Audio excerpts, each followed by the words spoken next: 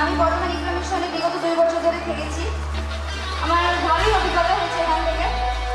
আর শিক্ষক শিক্ষিকাদের অনুপ্রেরণা, আমার বাবা মায়ের সব রকমের সহযোগিতা আমার এই উচ্চ মাধ্যমিক সাফল্যের জন্য ভীষণভাবে দায়ী। এর মধ্যে প্রথম রিজিয়া সুলতানা।